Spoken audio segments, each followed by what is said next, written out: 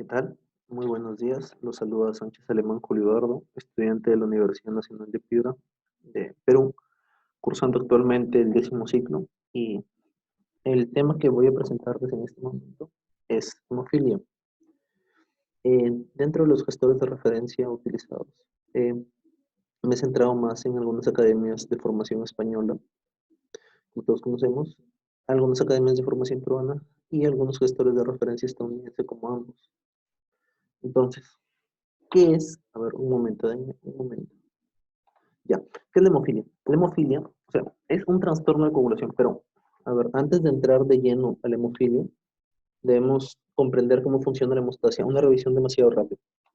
Entonces, nosotros sabemos de que existen dos vías, la vía intrínseca y la vía extrínseca. Entonces, la extrínseca la voy a poner acá y la intrínseca acá. Entonces, la vía intrínseca técnicamente es la que va a estar formada por dos factores, lo que es el factor 3 y el factor 7. Entonces, el factor 7 técnicamente activa al factor 3 y este es el que va a entrar en la vía común. Entonces, y en la vía intrínseca es donde es técnicamente la vía de lesión tisular, la que está activada por el factor de Hagemann, como todos nosotros conocemos, que es el factor 12. Entonces, este factor 12 activa al factor 11. El factor 11 luego activa al factor 9 y el factor 9 por último activa al factor 8. Entonces, una vez el factor 8 activado, entra en la vía común. Entonces, la vía común técnicamente va a consistir en la conversión, en la activación del factor 10. Se activa el factor 10 y luego este factor 10 activado junto al factor 5 van a activar a lo que vendría a ser el factor 2. Se activa el factor 2 y una vez el factor 2 activado, este va a tener la función de empezar a generar mallas de fibrina. Punto. Entonces, hasta ahí es lo que se explica fisiológicamente lo que es el proceso de la hemostasia. Pero lo que acabo de decir en este momento es la hemostasia secundaria. Antes de que se dé todo este proceso de los factores de coagulación, existe lo que vendría a ser la hemostasia primaria, que son fenómenos eh, no trombóticos, son fenómenos propios de las plaquetas y propios del vaso. Entonces, aquí lo primero que sucede es una vasoconstricción. O sea, hay un corte, un daño de un vaso, y lo primero que va a haber es una vasoconstricción, ya sea por reflejos miógenos o por reflejos neurógenos. Luego de esto, el segundo paso es la acción plaquetaria. Entonces, aquí es donde vienen las tres A's, lo que vendría a ser la A de adhesión, la segunda A de activación y la tercera A de agregación. Punto. Entonces, resumiendo lo de las plaquetas, simplemente es que, o sea, se lesiona el vaso, la adhesión es que se empiezan a pegar las plaquetas al colágeno que se muestra en la lesión, la activación es que estas plaquetas empiezan a segregar sustancias para llamar a más plaquetas, y la agregación es cuando las plaquetas se empiezan a pegar entre sí mismas, se empiezan a unir entre ellas. Y luego de eso, una vez terminada la hemostasia primaria, es que se da la hemostasia secundaria. Entonces, ¿por qué nombro esto? En la hemofilia en sí existe una alteración o un déficit de factor. Entonces, hay tres tipos de hemofilia, como nosotros sabemos. Tenemos a la hemofilia A, la hemofilia B y la hemofilia C. La hemofilia A viene a ser el déficit del factor 8. La hemofilia B viene a ser el déficit del factor 9, también llamado factor de Christmas. Es por eso que esta hemofilia también recibe el nombre de hemofilia de Christmas. Y por último, la hemofilia C viene a ser el déficit, viene a ser el déficit del factor 11, el cual también recibe el nombre de antecedente tromboplastínico, o su epónimo es el factor de Rosenthal. Entonces, de estas dos de acá son las únicas que se transmiten o están asociadas al cromosoma X. Y esta hemofilia C está asociada a herencia autosómica. En sí es de tipo autosómica recesiva. Ya, entonces, una vez entendido cómo funciona el mecanismo de la hemostasia y qué factores se ven comprometidos, entramos un toquecito de patología.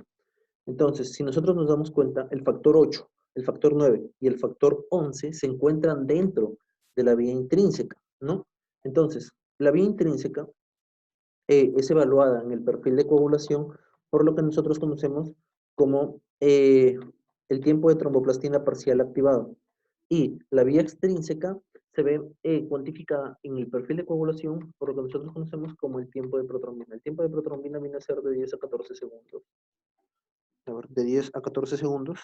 Y el tiempo parcial de tromboplastina activado viene a ser de 25 a 45 segundos. De 25 a 45 segundos. Entonces, en la hemofilia, como está alterada la vía intrínseca, obviamente el tiempo parcial de tromboplastina activado se va a encontrar prolongado. Vamos a encontrar un tiempo mayor de 45 segundos. ¿Y por qué se debe eso? Porque justo en esta vía intrínseca encontramos al factor 9, al factor 8 y al factor 11. Entonces, primera parte importante de esto es que la alteración laboratorial de la hemofilia es una prolongación del tiempo parcial de tromboplastina. Entonces, una vez entendidas las dos, entramos un poco en las generalidades. La hemofilia, acá como dice, está ligada al cromosoma X, como ya vimos la hemofilia A y la hemofilia B. La hemofilia C era autosómica recesiva. Luego, ya, dentro del cuadro clínico debemos ver las manifestaciones en sí. O sea, sabemos de que hay sangrado, obviamente, ¿no? Porque la hemostasia lo que busca es que cuando hay un traumatismo y hay laceración de tejido o de vaso, la hemostasia lo que busca es tapar eso, disminuir o generar ligeros trombos para poder contrarrestar esa hemorragia. Entonces, en la hemofilia, al faltar factores de coagulación, no se va a poder compensar esa hemorragia. Y los pacientes sangran y sangran y sangran. Entonces, nosotros cómo nos damos cuenta que estamos ante una alteración de hemostasia primaria o una falla plaquetaria o estamos frente a una alteración de la hemostasia secundaria, una falla de factores de coagulación. La, este, la hemostasia primaria tiene como clínica principal la presencia de petequias. Si ustedes nombran en un caso clínico que un paciente tiene petequias, lo más probable es que tenga un fallo de plaquetas. Si tiene petequias, lo más probable es que tenga un fallo de plaquetas, ya sea cuantitativo o cualitativo, que es otro tema. Pero si nos encontramos frente a una alteración de la hemostasia secundaria como la hemofilia, en este momento nosotros vamos a encontrar en este paciente hemorragias, más que todo del tipo mucoso, ya sea gingivorragias, epistaxis, etc. Esas dos que acabo de mencionar son justo las hemorragias mucosas más frecuentes en la hemofilia. Ahora también podemos encontrar hematomas, equimosis, etc. Ahora, ¿cuáles son cuál es exactamente el cuadro clínico que presenta la hemofilia? Entonces, dentro de la signología frecuente, a ver, el signo por excelencia o la manifestación por excelencia que presentan los pacientes hemofílicos es la hemartrosis. La hemartrosis es simplemente la acumulación de sangre en las articulaciones. Entonces, ¿qué sucede? Este acúmulo de sangre en sí lo que va a hacer es, digamos, irritar a la sinovia articular. Entonces, al estar en constante irritación, el paciente va a quejarse de dolor y aparte de eso, como va a haber un volumen de sangre en ese espacio articular, el paciente va a presentar edema de esa zona, o no edema, la tetrada de Seltz en sí. Puede presentar eritema, hinchazón, etc. Ahora, ¿cuáles son las articulaciones más afectadas? Las articulaciones más afectadas son las articulaciones trocoides, las articulaciones en bisagra, como sería la rodilla y el codo. Ahora, de estas dos, la más frecuente por excelencia, que incluso recibe el nombre de articulación hemofílica, es la rodilla. Es la articulación que más hemartrosis sufre. Y las articulaciones que menos frecuentemente son afectadas por hemartrosis son las articulaciones esféricas, las enartrosis, como tenemos la humeral, no la humeral, ¿qué hablo? La del hombro, que vendría a ser la glena humeral, o la de la cadera, que sería la coxofemoral, o la de las muñecas, o la de los tobillos, etc. Ahora, ya. Ahora, aparte de esta hemartrosis, que se encuentra aproximadamente entre el 70 al 90% de pacientes hemofílicos, la segunda manifestación más importante es la presencia de hemorragia muscular, que esta hemorragia muscular suele ser o superficial o profunda. El músculo representante de las hemorragias musculares profundas es la hemorragia del iliopsoas, que incluso tiene un apartado en el tratamiento muy particular. Ahora, ¿por qué son importantes las hemorragias musculares? Porque, recuerden, los músculos están contenidos en vainas musculares, en vainas de tejido conectivo. Entonces, cuando hay hemorragia muscular, esta sangre se empieza a acumular en, en ese compartimiento que está alojando el músculo. Se empieza a acumular y empieza a aumentar la presión en ese lugar. Entonces, al aumentar la presión, aparece un término que recibe el nombre de síndrome compartimental, que es tanta la presión en ese compartimiento que llega a afectar ya sea a la parte vascular como la parte nerviosa. Incluso ahí aparecen las mnemotecnias de las P, donde aparece la P de pain, dolor, aparece la P de pulsos, donde hay disminución del pulso por afectación arterial. También aparece palidez, obviamente por alteración arterial, y también aparecen parestesias por alteración nerviosa. Ya, ahora, aparte de este hemorragia muscular, eh, la última signología, bueno, hay dos más en sí. También hay alteraciones del sistema nervioso central, hemorragias del sistema nervioso central, que en sí aparecen dentro de las graves, sino que en total son aproximadamente menos del 5% de pacientes hemofílicos que llegan a tener alteraciones del sistema nervioso central, hemorragia del sistema nervioso central. Y por último, aquellos pacientes que tengan hematuria. La hematuria más frecuente en estos pacientes es la hematuria microscópica. Ya. Y esta hematuria de por sí no requiere tratamiento. Más adelante explicaré por qué no requiere tratamiento esta hematuria. Ahora, dentro de las graves, hay tres tipos de... ¿qué es eso? Hay tres tipos de manifestaciones que son graves. La primera manifestación es la presencia de hemorragia intracraneal. ¿Cuándo vamos a sospechar esto? Cuando nuestro paciente nos diga que presenta cefalea súbita y nos encontremos frente a un adulto joven. Entonces, en este caso, rápidamente el paciente va a requerir tratamiento. Ahora, el segundo caso es cuando el paciente tenga hemorragia orofaringea, ya que en este caso se ve afectada la vía aérea y por ende tenemos que darle tratamiento rápido. El tratamiento primario es la intubación en este paciente. Y por último, la tercera hemorragia grave es la hemorragia retroperitoneal. Retroperitoneal. Ya. Ahora, una vez ya entendido cómo funciona la hemofilia, cómo funciona su patogenia prácticamente, y cómo es que se va a manifestar, debemos clasificar a esta enfermedad. Entonces, la manera de clasificarla es de acuerdo, o sea, se clasifica de manera, caray, ya sea cuantitativa o cualitativa. Entonces, es técnicamente ver qué porcentaje de factor del paciente se encuentra funcionando. Entonces, hablamos de una hemofilia leve, o sea, digamos, lo que se supone es que todo paciente sano tenga un 100% de factor de coagulación funcional. Es más, se dice que se necesita por lo menos un 50% de uh, factor de coagulación activo para que se pueda, digamos, mantener una vida normal, para que estos factores de coagulación puedan hacer su función de manera adecuada. Pero a partir de un porcentaje de actividad del 25% del factor de coagulación es que empiezan a haber manifestaciones hemorrágicas en estos pacientes. Entonces, la hemofilia leve se toma como cuando el porcentaje de factor, digamos, activo o funcional es mayor del 5%. Ahora, el límite en sí cambia en algunos países. A nosotros, por ejemplo, aquí en el Perú siempre nos dicen de que la hemofilia leve es aquella que va del 5 al 40%. Pero si nos vamos a España, por ejemplo, allá no toman el 40%, toman el 25% como valor límite.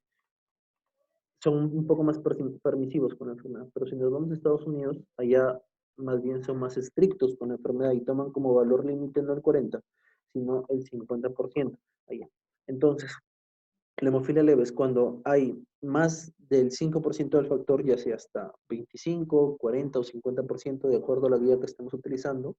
Y ese es, digamos, la forma cualitativa de verlo. Pero si lo cuantificamos, es el hecho de ver un factor de coagulación de 50 a 40 unidades por mililitro. Ahora, la hemofilia moderada es aquella que se va a encontrar entre el 1 y 5% de actividad del factor de coagulación, o de 1 a 5 unidades por mililitro, de 1 a 5 unidades por mililitro. Y la hemofilia severa va a ser aquella que tenga una actividad de menos del 1% del factor, o sea, menos de una unidad de factor por mililitro. Entonces, ¿qué va a caracterizar a cada tipo de hemofilia? Hay tres cosas muy importantes. Ya, debemos recordar de que la hemofilia leve van a ser aquellos pacientes que sangren frente a traumatismos leves o a cirugías menores. La hemofilia moderada van a ser aquellas en las que el paciente sangre frente a traumatismos graves o a cirugías mayores. Y la hemofilia severa es cuando el paciente presenta sangrados espontáneos. Entonces, ya una vez vista la clasificación, ya estamos teniendo una mejor noción de la hemofilia, entramos a la herencia. A ver, pero para explicar bien la parte de la herencia,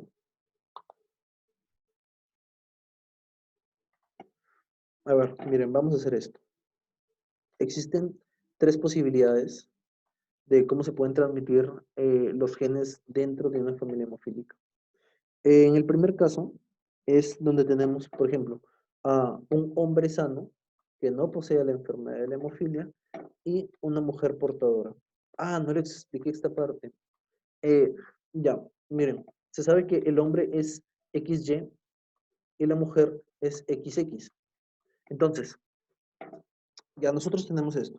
Nosotros sabemos que la hemofilia es una enfermedad que está, digamos, asociada al cromosoma X. Entonces, nosotros vamos a ver esto exactamente. Cuando un hombre, a ver, cuando una mujer primero, cuando una mujer posee hemofilia, lo va a poseer, lo puede poseer en uno de sus cromosomas. Entonces, como tiene un cromosoma X, a ver, entendámoslo así. Estos dos cromosomas lo que van a hacer es eh, dar cada uno la actividad del 50% del factor de coagulación. Un cromosoma un 50% y el otro cromosoma otro 50%. Entonces, si solamente un cromosoma X se ve afectado en la hemofilia, tenemos un 50% menos de actividad de factor de coagulación, pero queda un 50% funcionante. Es por eso que estas pacientes son portadoras y como les dije, como se necesita por lo menos 50% para hacer la enfermedad y estos pacientes tienen justo el 50%, no van a desarrollar la enfermedad. Entonces solamente la transmiten a sus hijos. Pero un hombre, desgraciadamente, solo tiene un cromosoma X. Entonces ese cromosoma X va a ser el encargado de regular el 100% de la actividad del factor de coagulación. Y al verse afectado, se va abajo ese 100%. Y es por eso que el hombre sí desarrolla la enfermedad y la mujer solamente la transmite. Ya, ese es el conocimiento primario. Lo vamos a empezar a desglosar. Entonces, en este caso tenemos un hombre sano, que es XX, y tenemos una mujer portadora. ¿Qué hablo? Un hombre sano, que es XY, y una mujer portadora, que es una X hemofílica y una X normal. Entonces, empezamos a combinar. Sería una XX, una XX, una X hemofílica Y y una XY. Entonces, vemos de que estos que no tienen ningún factor hemofílico, no tienen la afectación hemofílica en sus cromosomas, van a ser hijos sanos. Pero de estos, acá hay un hombre, hay una mujer sana y un hombre sano. Pero acá tenemos a un paciente, a un hombre que tiene su cromosoma X afectado. Por ende, va a ser un hombre hemofílico que desarrolle la enfermedad. Y acá tenemos una mujer que solamente uno de sus cromosomas se encuentra afectado. Por ende, va a ser una mujer portadora. Entonces, en este primer caso, el 50% de los hijos van a ser sanos, un 25% van a ser mujeres portadoras y un 25% van a ser eh, hombres hemofílicos. Esa es la primera parte, digamos. Ahora, En la segunda circunstancia, vamos a tener a un hombre hemofílico y a una mujer sana. ¿Creen que suceda lo mismo? Así, a ojo de buen cubero. ¿Creen que pase lo mismo? Vamos a desarrollarlo. Entonces, tenemos una X hemofílica con su Y del hombre, y como la mujer está sana, sus X están normales. Entonces empezamos a combinar esta X con cada uno. Sería una X hemofílica con su X, va uno, otra X hemofílica con su X, va otro. Ahora combinamos la Y con estos dos. Serían XY y XY. Entonces, ¿qué tenemos en este caso? XY, ¿qué era? El hombre. Entonces, en este caso, todos los hombres van a ser sanos. Y en este caso, todas las mujeres van a ser portadoras.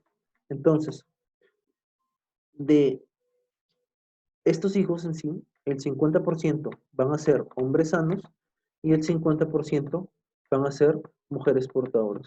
Este es la única combinación en la que no aparecen hombres hemofílicos. Entonces, si el padre es hemofílico, lo más probable es que sus hijos no van a ser hemofílicos y solamente va a generar mujeres portadoras. Ahora, vamos a la tercera combinación, el peor de los casos, un hombre hemofílico con una mujer portadora. Este caso es muy particular y ya lo vamos a ver por qué. El hombre hemofílico es su X hemofílica con la Y la mujer portadora es su X hemofílica con su X. Entonces empezamos a combinar la X hemofílica con una X hemofílica. La X hemofílica con una X, XY y XY.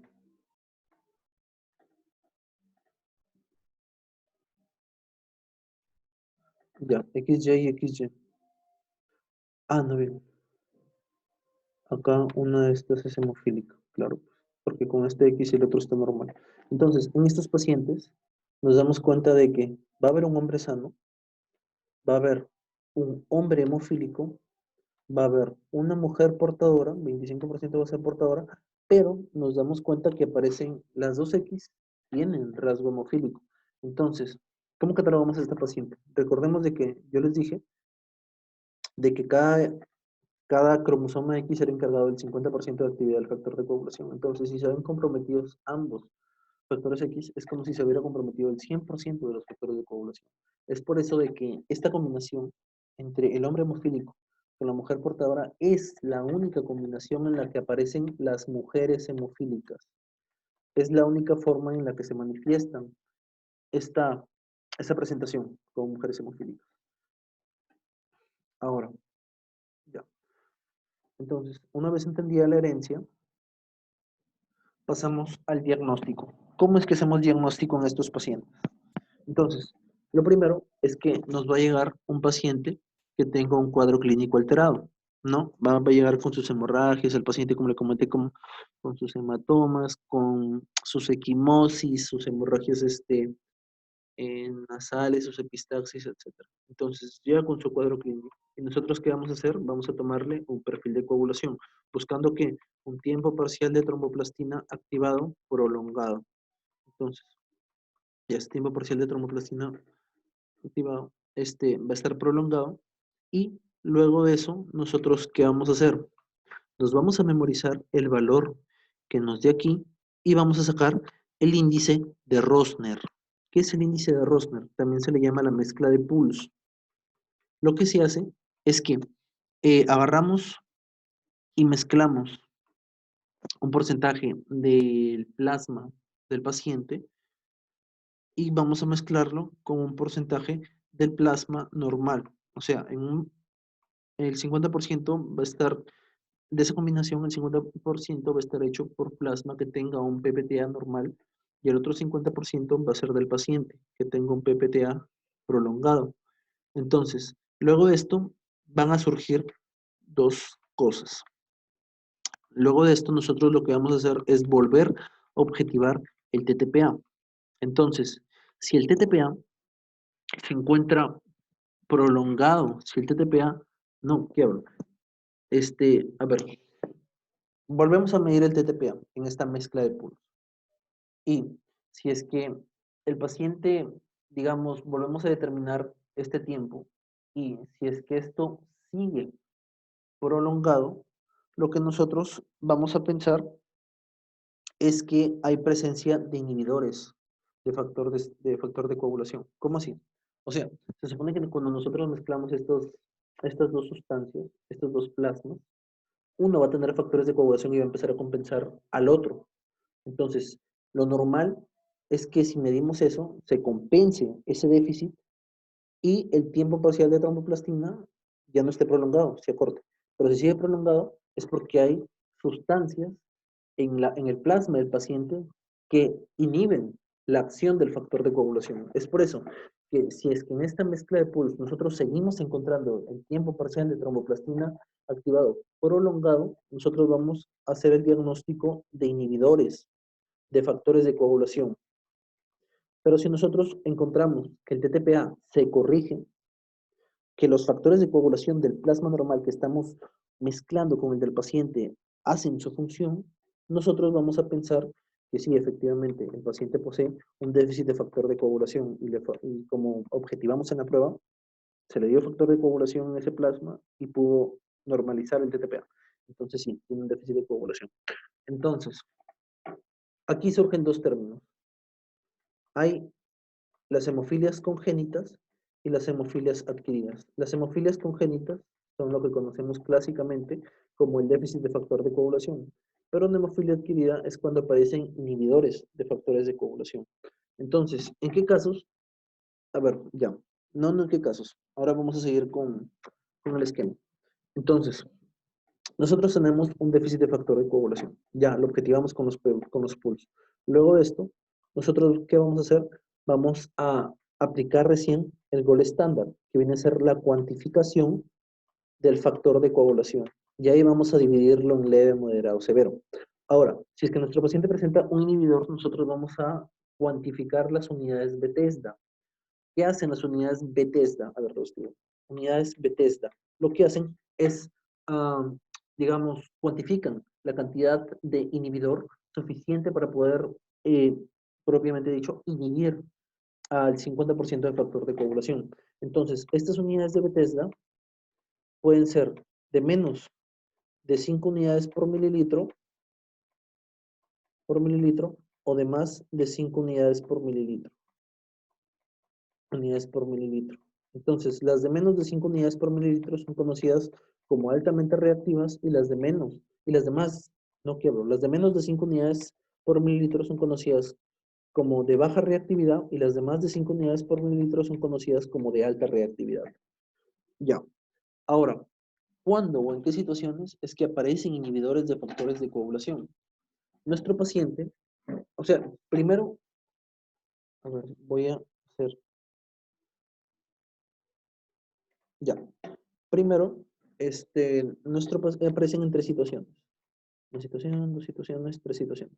La primera situación es cuando el paciente posee una hemofilia severa, una cuantificación de menos del 1%. La segunda situación es cuando es una hemofilia crónica, que ya tiene mucho tiempo en tratamiento ese paciente. Y la tercera es cuando es un paciente con hemofilia B que es alérgico al tratamiento. Ahora, también aparecen en otras demás situaciones. Por ejemplo, cuando el paciente consume algunos fármacos en particular, como serían penicilinas, eh, bueno, sí, penicilinas y otro que no me acuerdo bien en este momento. Disculpen. Luego, aparte del farmacológico, también el puerperio, las neoplasias o incluso pacientes ancianos. Entonces, todas estas situaciones predisponen a que el paciente empiece a formar inhibidores contra los factores de coagulación. Ahora, una vez hecho esto, nosotros ya hicimos el diagnóstico del paciente objetivando la cuantificación de los factores de coagulación y si salieron inhibidores de factores de coagulación ya lo medimos y ya lo clasificamos con las unidades de Bethesda. Entonces, dentro de las complicaciones de estos pacientes hay cuatro tipos de complicaciones.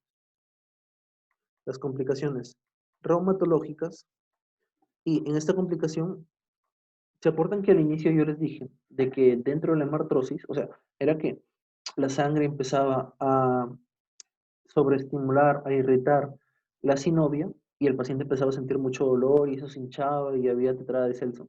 Ya. Entonces, cuando eso ocurre demasiado, este, cualquier entorno que se someta a demasiada inflamación va a generar cambios morfológicos. Entonces, estos pacientes empiezan a tener artropatías deformantes, empiezan a tener fibrosis, se anquilosa la rodilla. Entonces, cuando el paciente empieza a presentar esto, empieza a presentar, o sea, tanto es la anquilosis, la fibrosis, que se empieza a deformar esa articulación y empieza a perder funcionalidad. Entonces, cuando sucede eso, recibe el nombre de artropatía hemofílica crónica, que es la complicación por excelencia de estos pacientes. Es más, se espera, uno de los tratamientos es el reemplazo ortopédico de la articulación. Ahora, aparte de esto, o sea, como vamos a ver en el tratamiento, estos pacientes requieren un tratamiento transfusional, obviamente, porque tienen que estar en constante, eh, se les tiene que estar brindando mucho factor de coagulación para poder compensar su déficit. Entonces, van a estar sometidos a una alta carga de agujas a lo largo de su vida. Es por eso de que a lo largo de su vida están propensos a infecciones virales, ya sea el VIH o hepatitis, ya sea por el virus de la hepatitis B o el virus de la hepatitis C. Ahora, una tercera complicación es la formación de inhibidores, los cuales, los cuales vienen a ser inhibidores hemofílicos e inhibidores no hemofílicos. Los inhibidores hemofílicos eran aquellos que se producían por la cronicidad del uso del paciente. Esto se daba en aproximadamente el 5 al 10% de pacientes. Y los inhibidores hemofílicos eran aquellos que se daban por situaciones en particular, como las que mencioné, los fármacos, los ancianos, el porperio, las neoplasias, etc. Y como última complicación, estos pacientes suelen formar también anemias hemolíticas. Anemias hemolíticas CUMS positivo. Ya. Ahora, ¿cuál es el tratamiento de estos pacientes? Desde el 2011, MINSA está subvencionando a estos pacientes con el tratamiento del factor de coagulación per se, ya que antes estos pacientes solían recibir crioprecipitados y aquellos que lograban tener estabilidad económica suficiente podían costearse la compra de factores de coagulación propiamente dicho. Entonces, a modo de anécdota, se podría decir así, eh, en el año 1900, la hemofilia se consideraba como una enfermedad de reyes. Es más, la, la reina Victoria I, de la monarquía inglesa, si no me equivoco, en ese momento, era técnicamente la figura más conocida que poseía hemofilia. Entonces, todos sus descendientes obviamente iban a tener el gen hemofílico. Entonces, desde esa época ya se sabía que la hemofilia era una enfermedad de la realeza, incluso. Entonces, solamente gente que tenía posibilidad económica adecuada, no adecuada, elevada, podía pagar y costearse esos tratamientos. Pero a lo largo de los años, eh, los ministerios nacionales, o sea, de cada país, ministerios de salud nacionales, han ido, digamos, costeando esos tratamientos para su población, para esta población en particular que se ve muy afectada por esta enfermedad. Entonces, dentro del tratamiento de esta enfermedad, hay dos tipos. Hay dos tipos en sí, el tratamiento sustitutivo y el tratamiento coadyuvante. El sustitutivo es netamente la administración del concentrado del factor de coagulación. Entonces, es más, este concentrado tiene una fórmula en sí. A ver, aquí.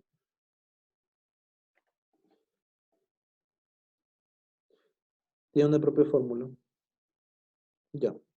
Eh, Tenemos un paciente con hemofilia A y un paciente con hemofilia B.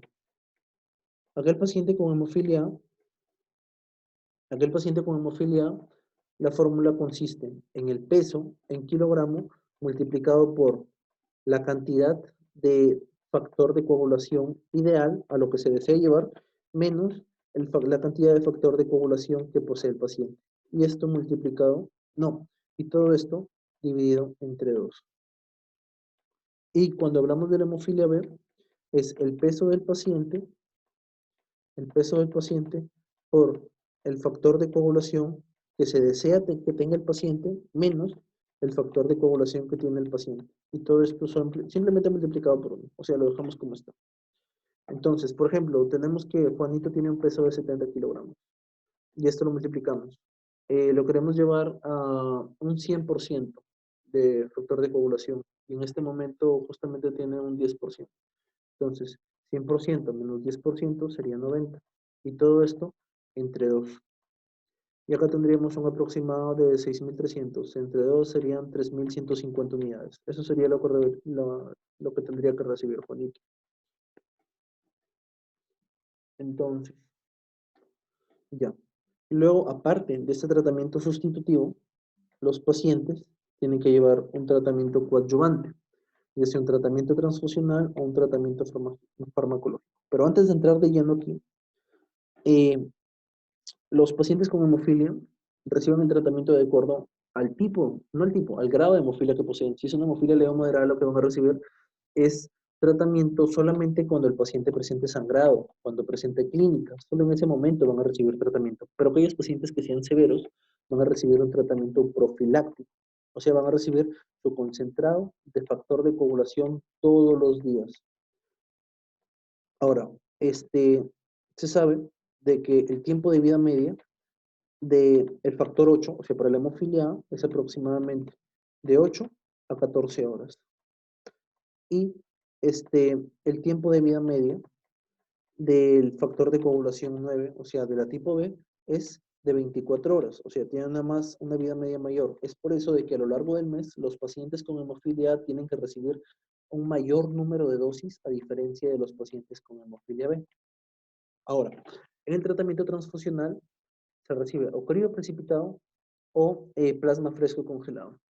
Debemos recordar de que el plasma fresco congelado no es nada más que crioprecipitado más algunos factores de coagulación más proteínas. Por proteínas me refiero a la alfa-2 microglobulina, a la albúmina, etc. Las conocidas. Entonces, el crioprecipitado viene a ser una sustancia que posee factor de von Willebrand, factor de coagulación 1, 8 y 13. Eso es lo que posee un crioprecipitado. Obviamente, que es la única hemofilia que va a poder tratar la hemofilia A, porque solamente contiene el factor 8, no tiene ni 9 ni 11. Entonces, el crioprecipitado solamente sirve para hemofilia A. Y por factores de coagulación aquí, me refiero a los que faltan aquí dentro del crioprecipitado. Entonces, se podría decir que el plasma fresco congelado es más completo que el crioprecipitado, pero hay un principio que rige acá, que, o sea, tú tienes, por ejemplo, de la sangre total, que tiene todos los elementos, y de esta sale el plasma fresco congelado, que también tiene menos elementos, y del plasma fresco congelado sale el crioprecipitado, que tiene muchos menos elementos aún. Entonces, ven este orden. Todas las sustancias que sean más complejas hasta las menos complejas, ese, digamos, va a ser la duración o el tiempo de vida que posean esas sustancias que se puedan almacenar. ¿A qué me refiero? Si la sangre tiene el menos, la sangre total menos, significa que va a tener su tiempo de almacenamiento va a ser mucho menor, a diferencia del crioprecipitado, que va a tener un tiempo de almacenamiento mucho mayor. Entonces, estos pacientes suelen recibir crioprecipitado o plasma fresco congelado. Entonces, el plasma fresco congelado se suele recibir en pacientes con hemofilia B o hemofilia C, y el crioprecipitado en pacientes con hemofilia A. Entonces, ¿qué pasa con el crioprecipitado?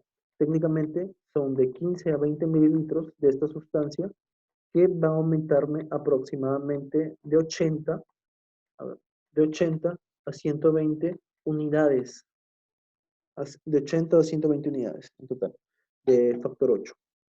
Ahora, si nosotros nos centramos en el tratamiento farmacológico, hay tres sustancias. El tratamiento fibrinolítico, que está compuesto por el ácido tranexámico y el ácido aminocaproico, y el uso del acetato de desmopresina. El tratamiento fibrinolítico se va a usar más que todo en hemorragias gingivales, hemorragias de mucosa, en procesos de ortodoncia, a diferencia del acetato de desmopresina que se va a usar en hemorragias más leves, aunque en algunas literaturas hablan de que este también se puede usar en hemorragias intracraneales. Ya. Ahora, ya, ¿cómo actúa el acetato de desmopresina? lo que hace es estimular a las células endoteliales para que éstas empiecen a producir factor 8. Y técnicamente cuantificando este aumento, lo que va a hacer es multiplicar o aumentar de 3 a 6 veces el valor basal de factor 8 que posee el paciente.